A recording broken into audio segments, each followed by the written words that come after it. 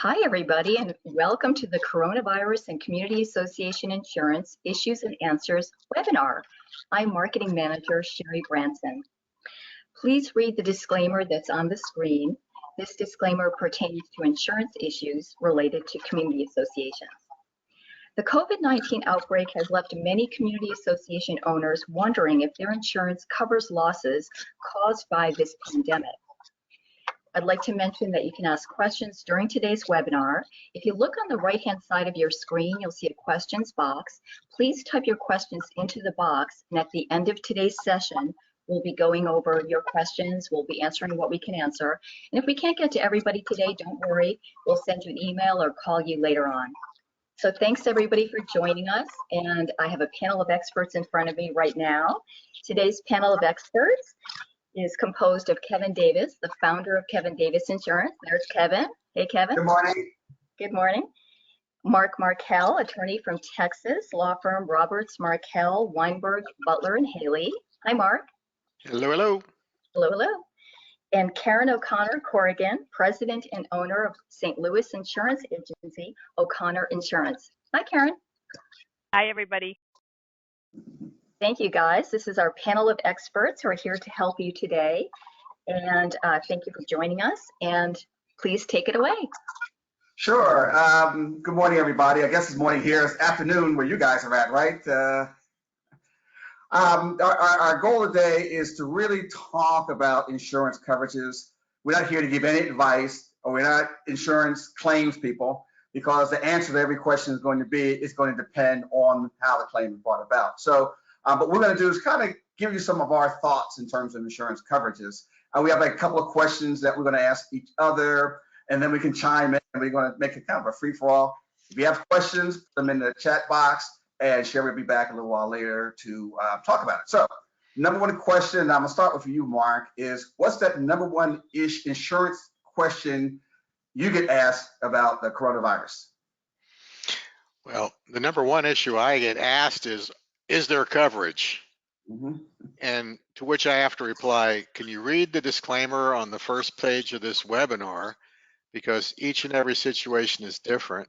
And unfortunately, probably most of the answers are probably not, but they go into a lot of detail. And this is making a lot of people nervous, especially when it comes into light with facilities and opening facilities. It's just craziness, and it's a repetitive question. So if you could give me an answer that I could pass on to everybody, I would appreciate it. Sure. You know, I'll give you my answer, because this is what we get.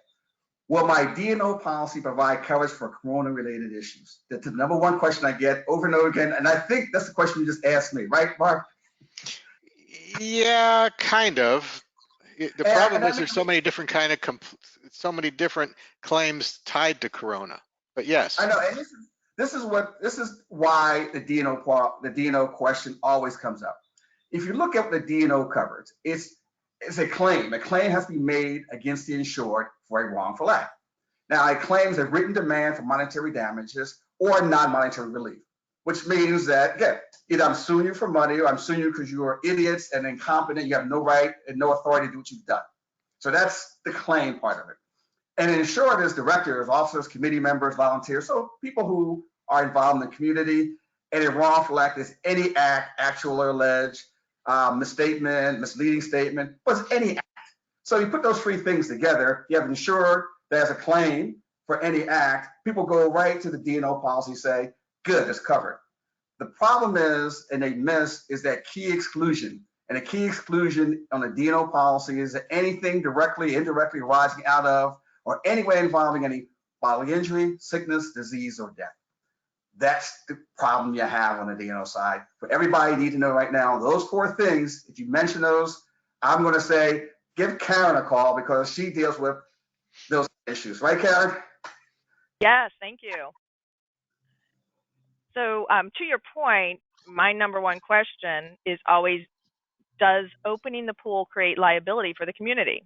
So you could take that to almost anything, Mark, opening the pool, the clubhouse, whatever it is. And the first thing I tell them is, you know, the liability issue is something you should talk about with your attorney. So call Mark, right? But the second thing I do let them know is I can discuss with you the potential for coverage or protection or the lack thereof. It's not covered under the D&O because of the injury exclusion if they should contract the disease. So let's say the association does choose to open the pool. The scientists have said the virus does not travel through the chemical treated water, but that's not our concern. Our concern is the transmission through touching the handrails, the edges, the bathroom facilities, and the gathering of people. So suppose an owner has stayed home, he stayed in place for the last 2 weeks, gone nowhere, he just can't wait for the pool to open, and that's where he goes. The owner contracts the virus, alleges the virus came only from the pool, he couldn't have gotten it anywhere else. Will the general liability respond since the D&O is not going to respond? The general liability policy, of course, covers the bodily injury, which includes disease, property damage, and libel, slander type of defamation claims. But will it defend this? There's a few things, a few criteria. The association must be legally liable. So I guess he can try to prove that. But the illness has to meet the definition of occurrence, which is an accident, and that's a possibility. But then it has to get through the exclusions. So the main exclusion is there's an exclusion for expected or intended injury. And we surely expect that if residents convene at the pool, they will get infected with this virus. If anybody thinks that they won't get infected, I mean, it's kind of common knowledge. So I can see that exclusion kicking in. The other exclusion would be many policies have communicable disease exclusions. So I don't see where there's going to be general liability coverage.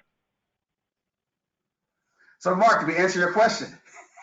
Absolutely not. But I didn't expect an insurance professional like the two of you to actually answer a question. That's too much. Let me pose it a different way. Okay. Because it's not just illness or injury or accident that's going to cause our claims.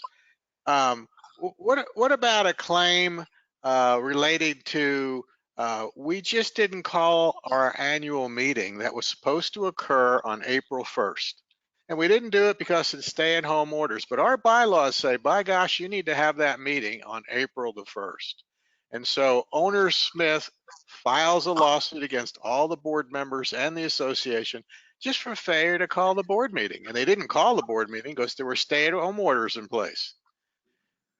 That's kind of a claim that we can anticipate as a result of the coronavirus, which doesn't involve the virus.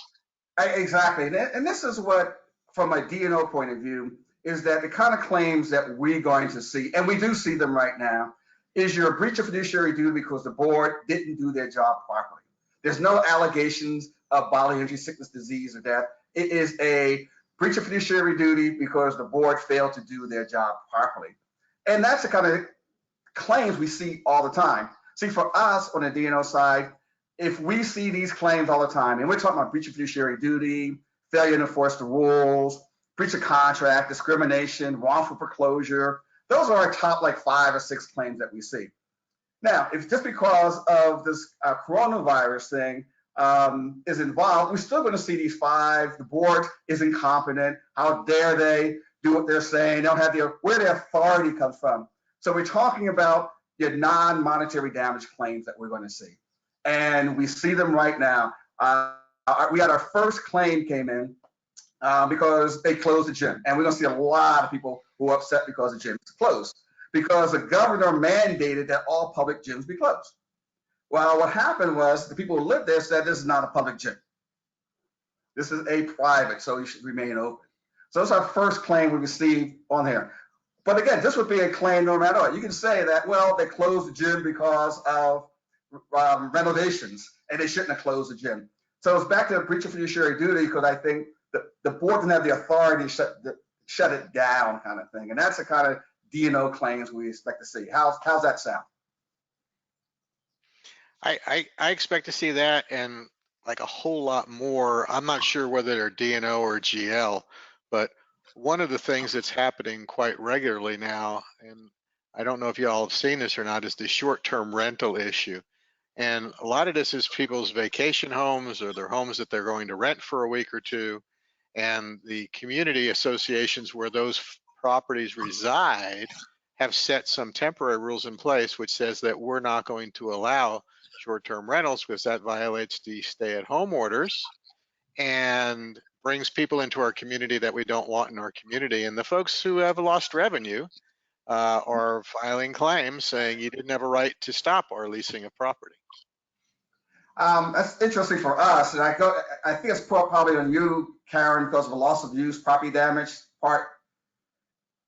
Okay, so if they are pleading their cases about the loss of use and therefore the loss of income, the general liability policy, again, it takes certain triggers. The association has to be legally liable, and I can see that in this case. But is it an occurrence? Is it an accident? Did they intentionally stop the rentals? Right. And when you intentionally stop rentals, you expect loss of rental income. So we haven't actually seen this come to fruition in a claim yet, but I can see these stopping coverage. On the other point, though, they could, instead of claiming for the loss of the rental, they could just say it's unconstitutional, and that kind of changes the tender, and it might throw it back into Kevin's lap for the D&O coverage. Right. They want injunctive action or declaratory action. Right. And the declaratory action could just be that the association has no authority to issue that edict. Mm-hmm. So not even an alienation issue, but a true issue of authority of the entity to even stop the event, and just wanting an order, non-monetary, that you can't do this. And that's the key to the D&O part of the policy. The D&O part really is going to be addressed more the economic, not the economic losses or the bodily injury losses, but is challenging the board's authority. I think for the next 6 months, you're going to see, and Mark, you're going to get so many calls about, does the board have the right to tell me I can't do X, Y, or Z? And rules are going to change as a result. All these rules are going to change, and we're going to see a lot of issues developing about these rules and who has the authority to approve these rules.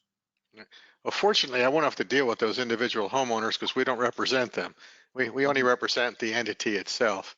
And I see the questions coming in just day by day by day, and the questions are getting just more creative along the way too. You had mentioned a lawsuit, first claim over closing of a gym. The questions that we're getting that are more esoteric deal with, I know you've closed the facility, but my child needs physical therapy, hydrotherapy. I know the pool's closed, but it's just us. We need to go use the pool twice a week with our therapist, and making a request for reasonable accommodation under fair housing, something else along the similar lines. And we've gotten a few of those already. I mean, our response has been to tell the owner that it's not reasonable, but you know what happens when an attorney tells a homeowner that's what they're requesting is not reasonable? They fill out a form for fair housing with a crayon, and then you get a claim submitted to you. Yes, yes. And again, for us, Fair Housing Act claims, we see consistently people with wheelchairs want to have access to certain things, regardless of if this disease or not. And see, for us, it goes back to that same simple thing, is that we're going to see claims, D&O claims as a result of this, but the same kind of claims, our top 5 claims are going to consistently be in and out. I don't see anything different. What about you, Karen? Would you see anything different?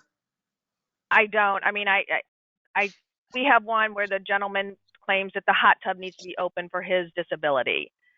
Not that he's ever had a disability before, but he just wants that hot tub open. You know, we're not that hot here in St. Louis. If that claim came to fruition, I'd be submitting it to Kevin under the traveler's policy. You know what we should do, talk about what a claim is, because the biggest problem that we see, if I think about what's going to happen, is that people really don't understand what a claim is. And again, I said a claim is a written demand. It's not a lawsuit. I mean, I want to make sure everybody understands that don't wait for that lawsuit. If you think it is a claim under the D&O policy, we say submit the claim. Let our claims people come back and say that there's no coverage there. Because right now, we don't want you to decide should it go to Karen, should it go to us. The wording of our policy is specific in terms, this is what a claim is, okay? You don't have to decide, will this exclusion apply, will that exclusion apply? We don't do it, I don't do it, Karen doesn't do it, Mark doesn't do it either. You gotta submit the claim. And I think that's one of the most important things. And one of the things that we get in trouble, our clients get in trouble for, because they wait for a lawsuit to come in and not submit the claim. And it might be too late. It may not be too late, depending upon your jurisdiction. Late reporting is a huge problem for us, late reporting of a claim. And when we talk about a claim too, the notice of a claim has to have all the facts related to the wrongful act. Because right now we're getting a lot of notice of potential claims in there that doesn't say anything about a wrongful act. So we're inundated with kinds of claims. And I don't know if have you submitted any of those claims, Mark? No. I don't submit claims. I'm not in that business. All right. So insufficient notice for us, we've been sending a lot of insufficient notices because people are afraid that they have to put us on notice of something that may or may not happen. If you have a wrongful act, if you have a claim against your insured for a wrongful act, okay, then put us on notice. And I guess that's one of the most important things that I can say that's going on right now for us. Let me give you a heads up on some things that I've just heard about in the last 3 days. The first of which is homeowners going to be making demands for offsets, credits, or refunds to assessments for failure to supply the facilities for which the monies are supposed to pay for. And this started in my area of the country by one association saying they were going to give a $200 credit to every owner against their annual assessment because they're not opening pools this year. Wow. Yeah. So now, you know how the chat groups go. This has made it through pretty much of the state with people making demands saying, well, you're not entitled to the full amount that I've paid or the amount that I need to pay, so you should be reducing your assessment. I think that's going to be a pretty big lawsuit, a bunch of claims that will come in on that. I don't want either one of you to look forward to it, but I believe that that's going to be happening. No. You're scaring me, Mark. You're scaring me. Sorry. The other is the breach of contract suits. Associations are short of revenues. More people are claiming economic hardship than there are unemployed people. We see in the month of April a very large downtick in people paying assessments on a timely basis. When you have an excuse laying out there, you might as well use it, whether it's affecting you or not.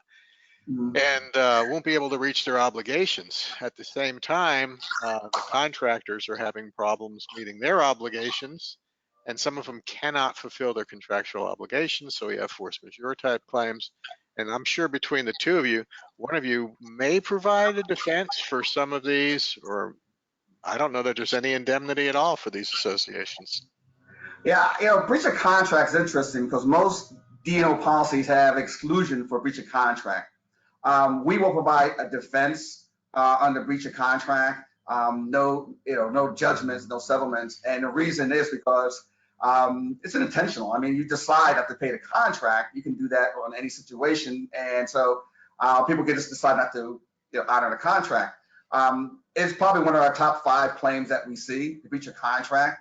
The difference here, and I want to ask Karen about it, is that what happens is that a person comes in or doesn't want to come in because they know if people who are sick in there, they're sick in the association, that people who have the coronavirus in the association, and the workers, the landscaper, refuses to come inside because they don't want to catch the disease. So now you have a sickness, a bodily injury situation. Would that be under the GL? Well, if the person actually contracts and tries to allege that, I still think it's not going to be covered for the same reasons above. If it was expected, and they know that by bringing someone into that building that has the contracted diseases, that's expected. But let's say it's unexpected, then that exclusion isn't going to kick in. If you have no idea this is going to happen, you're not trying to gather people, then they can't use that exclusion. Some policies do have the communicable disease exclusion, and that's going to be policy by policy. That's not standard. So it could cover, but it's going to take a good look at the policy itself. What do you think, Mark? I think it's a bag of mess, man, because each fact situation is just a tiny bit different. Each representation made along the way is a little different. And right in line with that, Kevin, I see the other issue, and that is the outing, okay? I'm going to out you because you have the corona, all right? And do I have a right to do that? I'm the president of the association. I'm sending a memo to the whole world. Stay away from Kevin. He's got the corona. Well, first of all, you may not have it. Yeah. All right? You may be negative. You may not have left your house for 3 weeks already, and there's no way you got anything. But Karen believes that you got it, and you're walking around the hallway in the condo, and then she files a lawsuit, and you file a lawsuit for breach of privacy, whatever that means. And Karen does for you're exposing because you put this person and you didn't make sure they stayed in their quarantine.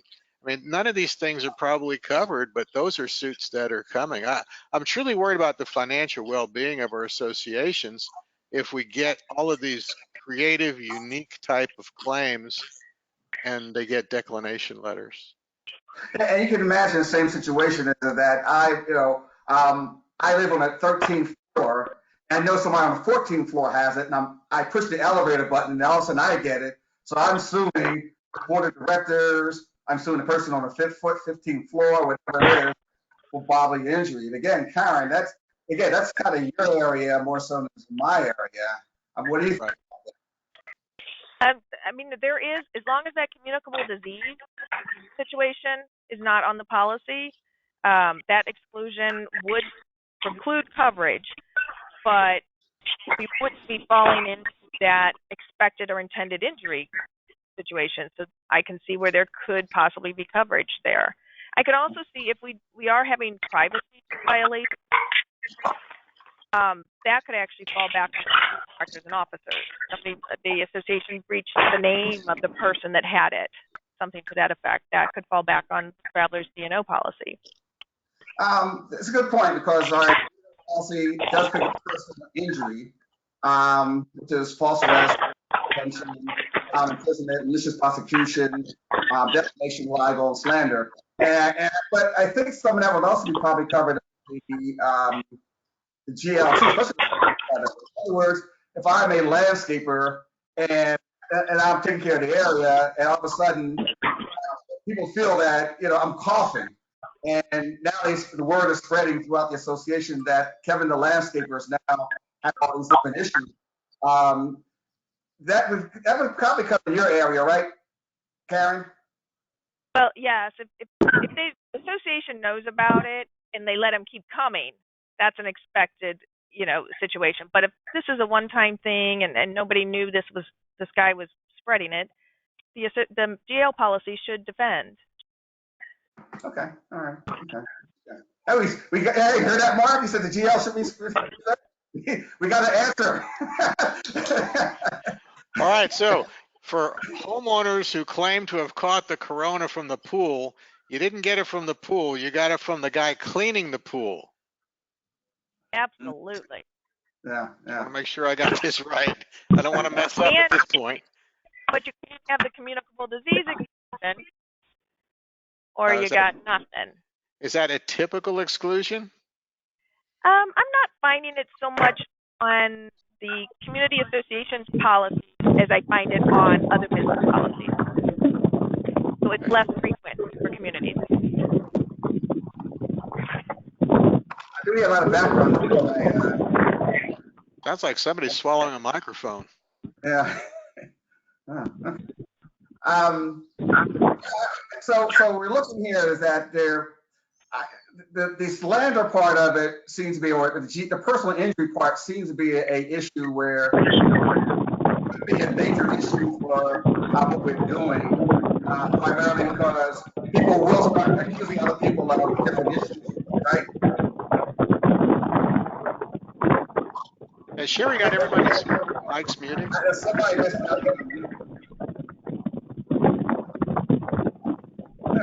Maybe Sherry got kicked out. Yes, they're automatically muted. Not sure about that one. it sounds like everybody should be. I can tell you what. Let's all. I can't.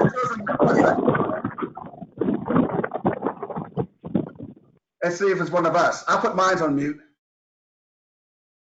Uh-oh. It might be Karen. Really? Do you still hear it? Not anymore.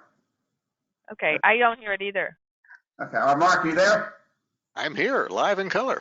Okay. Yeah, All right, cool. It's Okay. good now. It's good now. I don't hear the noise now. I think you're Yeah. good. Okay. All right, good. Thanks a lot. Maybe it was Okay. one of those other insurance companies just trying to invade us. Exactly. Boom, Maybe bomb. it was the question, so now she's muted. Okay, so let's ask this. This is my one of my favorite question is what keeps you up at night? What keeps you up at night, Mark? Well, my wife would kill me if I said that one. Let's say insurance related. There you go. Oh, okay. I think the economic harm that's going to happen as a result of claims that are not covered. Because seriously, I have gotten so many calls, and I don't do coverage opinions, okay? But I always tell people, if you need a coverage opinion, you ought to go grab one. But I can tell you that I've never seen one of these types of claims defended before. And do I tell them to file a claim? Absolutely. I'd rather them get a declination from you guys, okay? But how many associations do you know that are cash flush? They got more reserves than they need. They have reserves for litigation. They got reserves for uninsured losses. And none of them. I mean, I think I've had one in the 40 years I've been doing this that had too much money. They couldn't justify the amount they had. But other than that, the others are cash strapped. They're barely funding reserves to an adequate level, if at all. And if they get hit with a couple of these lawsuits, the average cost to defend these lawsuits are astronomical.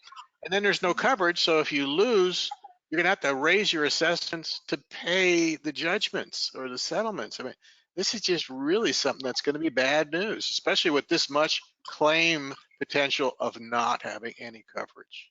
Yeah, and what's so unique about this is that whenever you have a natural disaster, or any kind of natural occurrence, hurricane, earthquake, floods, whatever it is, there's insurance for all of that. Here, so for the first time, we have a disaster and there's no insurance for it. The insurance wasn't designed for this one thing.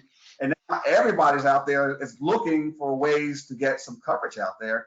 And from our point of view, we don't see it at all on the D&O side, except for the things that we always have seen the D&O claim for.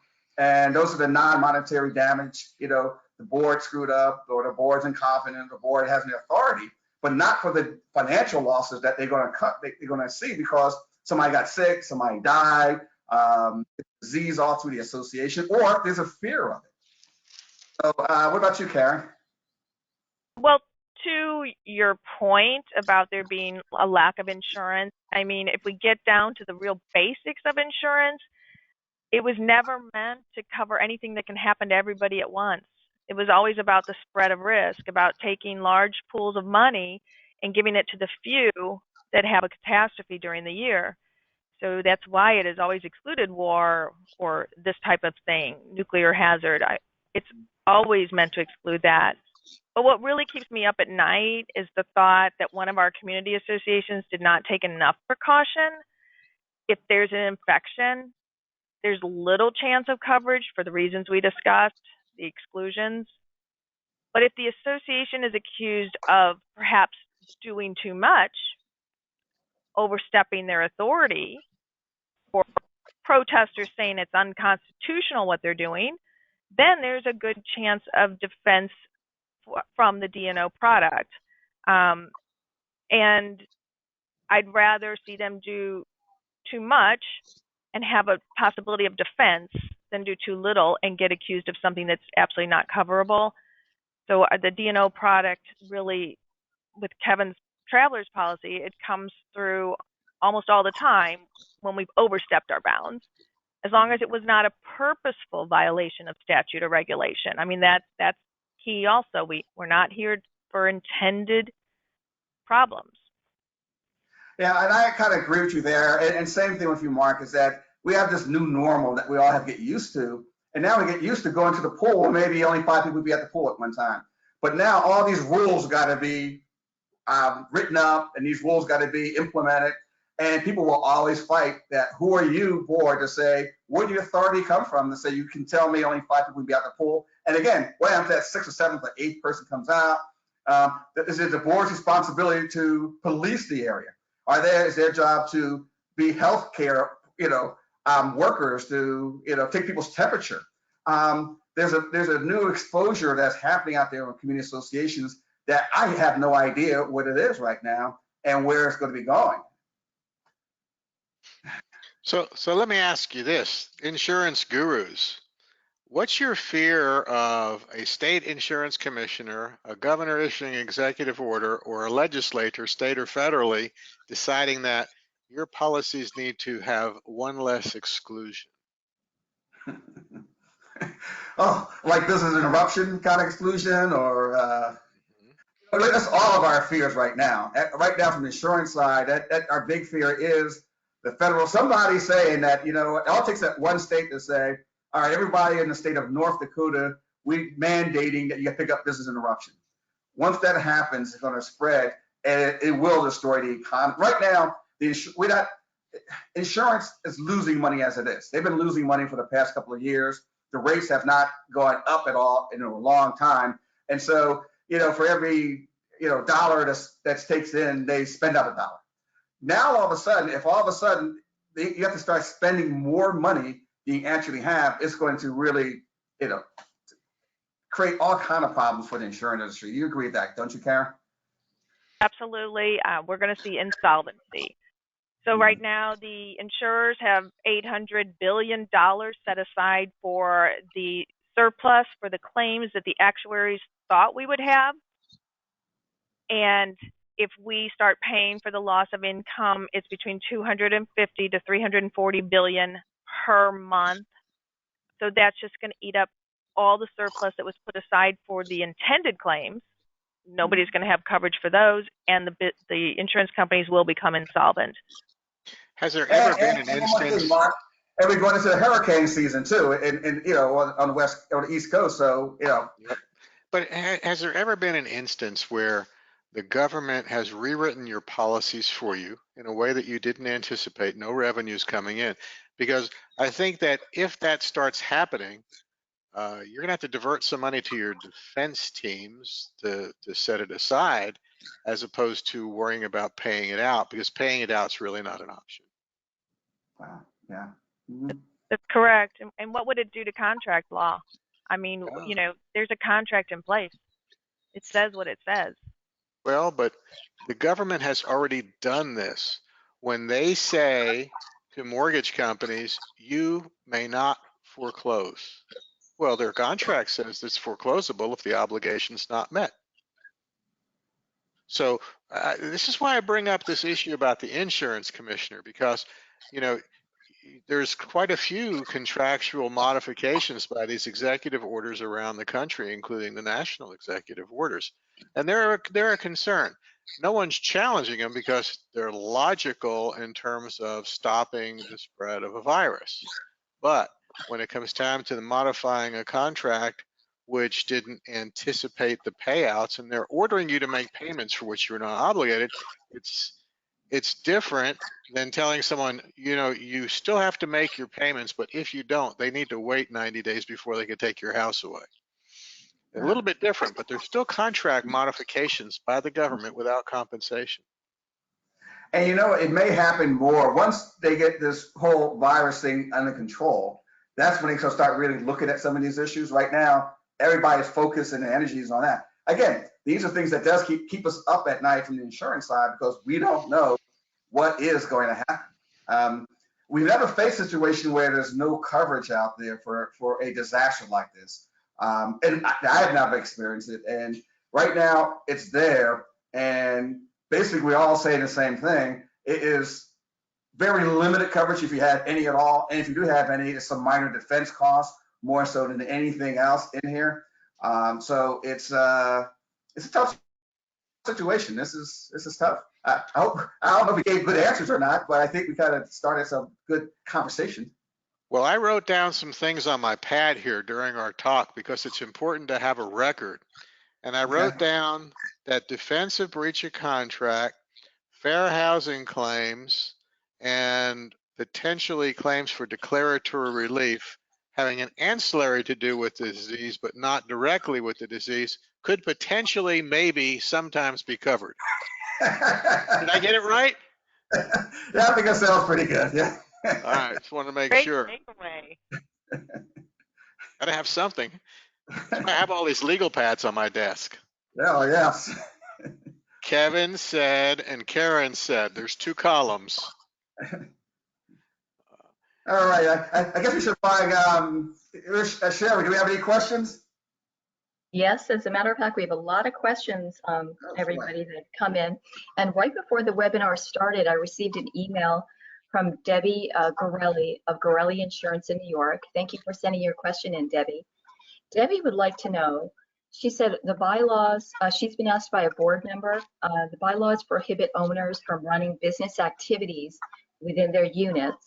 With so many people working from home, how should the board handle this, since they don't want to enforce the rules because of the extenuating circumstances, and they want to amend the documents to better define what activities are prohibited? All right, Mark, that's for you. Well, if you were in the great state of Texas, I would tell you exactly what to do. And what I would tell you to do is that business is ancillary to a residential use so long as you can't see it, smell it, or hear it. And so if you can't see it, smell it, or hear it, you don't know what's going on unless you're inside their room listening to them. So if they have customers coming in, they have deliveries coming on a regular basis, they're making noise, they're putting out smells, I worry about it. If it doesn't do any of those, I would say it's not business activity. It's only ancillary to the residential character. Oh, good. Thank you. Thank you. Great. Okay. Now in And New I York, also- that's probably translated to something else, but I'm not sure what that is.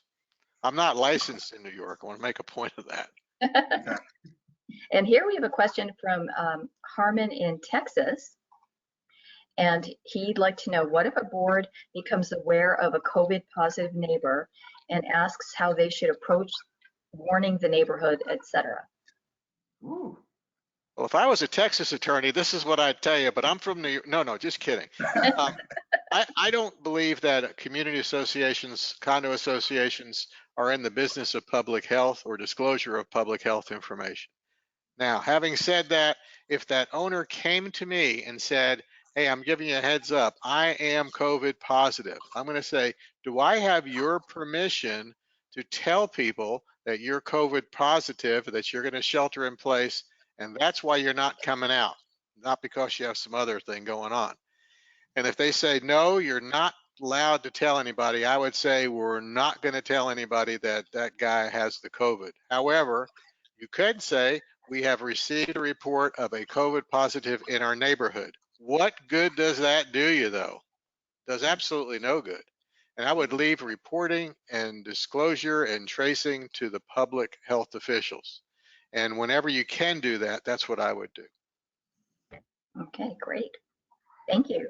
And we did get lots of questions. I'm going to kind of group together several questions where they asked about the common elements, the pool, the gym. We were talking about that earlier. How should they handle that? They're wanting a little bit of advice there. On reopening facilities? Reopening and, yeah, reopening them. Mm-hmm. And reopening is a delicate situation as far as I'm concerned. In Texas, the governor has issued another edict that's effective until the middle of May, I believe, that no public pools will open. Well, does that apply to community association pools? They're not public pools. Those are private pools. And so you have to use some logic along the way as to, well, if a pool is being closed to the public in a normal small municipality, some of these associations are bigger than municipalities, it would make sense that those pools should stay closed, right? And as to the other facilities, I'd find comparable facilities to those that are in the public domain to the private domain.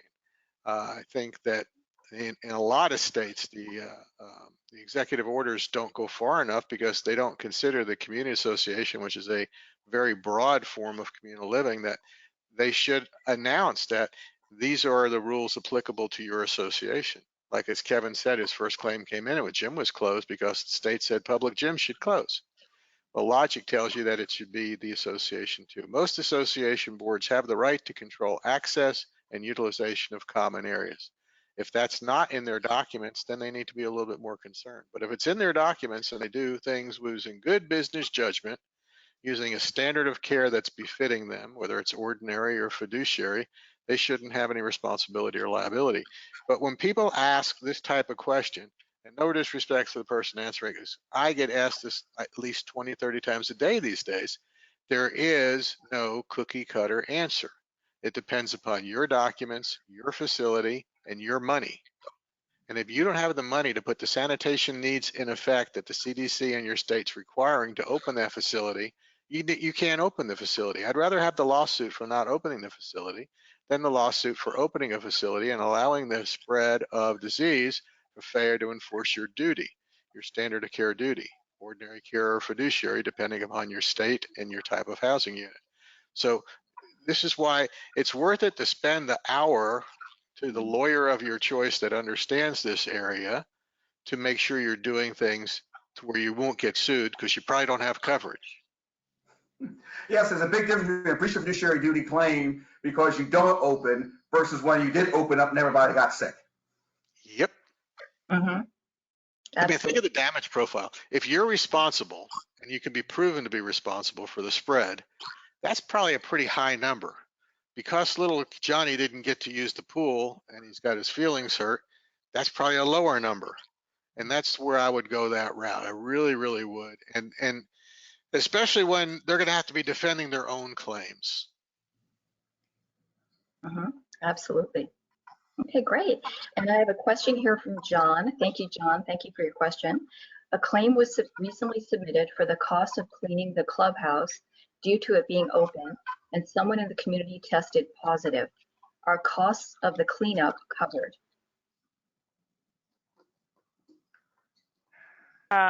You're coming to me?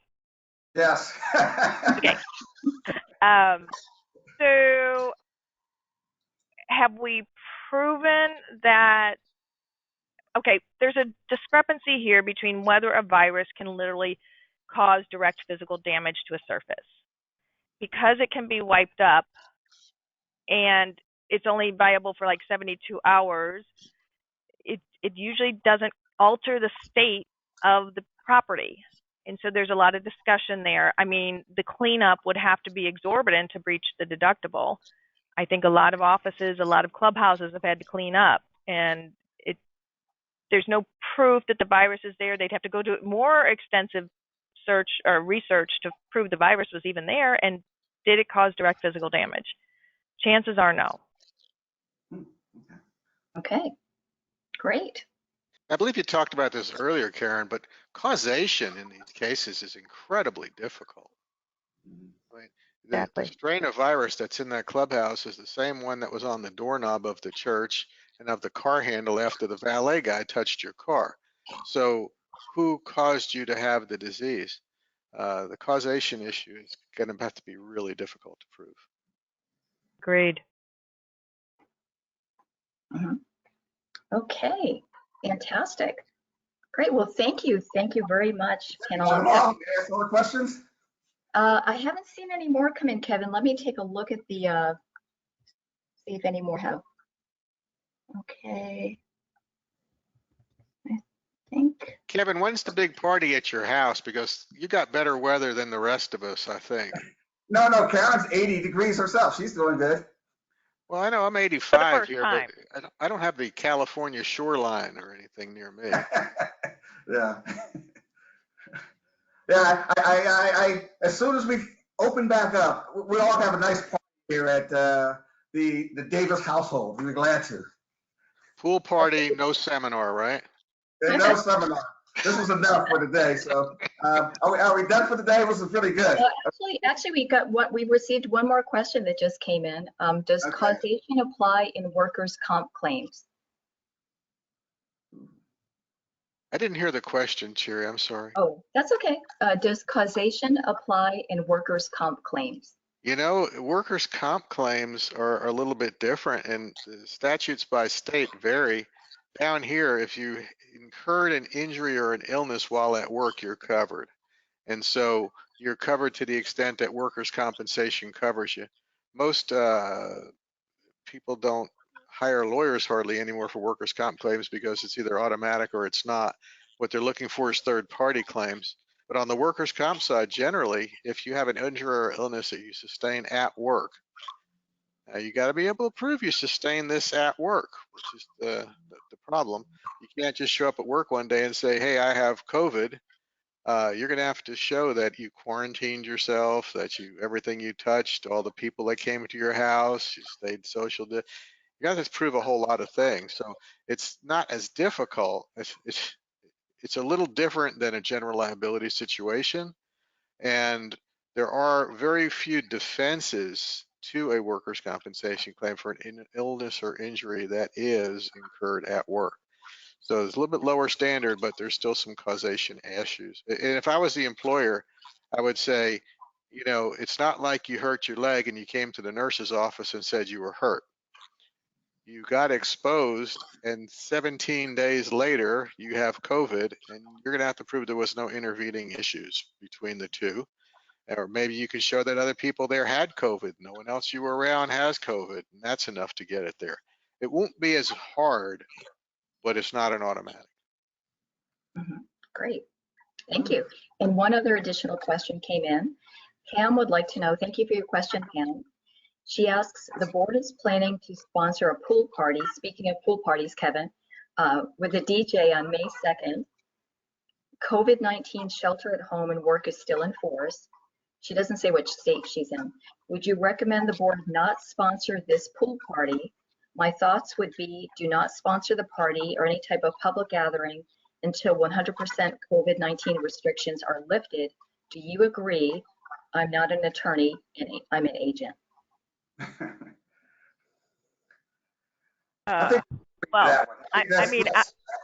think what this whole webinar was about is if you have that party and somebody alleges that they contracted the disease at that party, which is hard to prove, but it's certainly going to be an allegation, there's not defense provided by the general liability policy because it was an expected or intended disease that they contracted, and there's not defense under the D&O because D&O doesn't defend against bodily injury, which is disease. So the board's playing at their own risk. So common sense tells you they shouldn't do this right now. But if it's not prohibited by state law and they want to do it, they need to do it in a way that poses as little risk as possible. Hopefully, they are a lifeguarded pool. Hopefully, they can go to their lifeguard company, pool company, and say to them, we would like for you to take over the management of the COVID response at the pool. And we'd like you to operate the pool pursuant to whatever social distancing and sterilization processes that you believe are necessary. Good luck getting them to sign it. But if they sign that, they may decide that in order to do this, your price is going to be 150% of what we told you it was going to be. We're going to get rid of all the pool furniture. You got to bring your own chair. You got to take your own chair with you. When the pool's open, you need to sit 8 to 10 feet away from the person next to you. We don't care if you're related to them because we don't want to take the time to prove it. You could stay for an hour because there's other people that want to use the pool. When you leave, we're going to spray this deck down with all sorts of solutions that are going to stink pretty nasty for the next people to come in after we let the deck rest for a half hour. I mean, there's ways that you can do this if it's really that important to you. But I'm a big believer in shifting the risk if you can't afford the risk. Now, keep in mind that pool company likewise does not have any insurance to support the indemnity claim. So make sure you look at their financial statement as well as their insurance certificate. Great advice. Good point. Great advice. Thank you so much. Thank Thanks you. a lot, everybody. Thanks a lot. Kevin. Thank you, great. Mark. And I did want to mention that I'm going to be putting a recording of today's webinar on our website, which is kdisonline.com. You can listen to it again. And I'll also be emailing it out to everybody. So you'll have a recording in your email as well. That'll take a couple of days for us to download the recording. And thank you to our panel of experts. Thank you, everybody, for joining us. Stay safe and healthy. And please join us in May as we talk about COVID-19 and how it's impacting cyber issues. Thanks so much. Thanks, everybody, and have a great afternoon. Bye-bye. Thanks a lot, guys. Bye. Appreciate it. Bye. Thank you.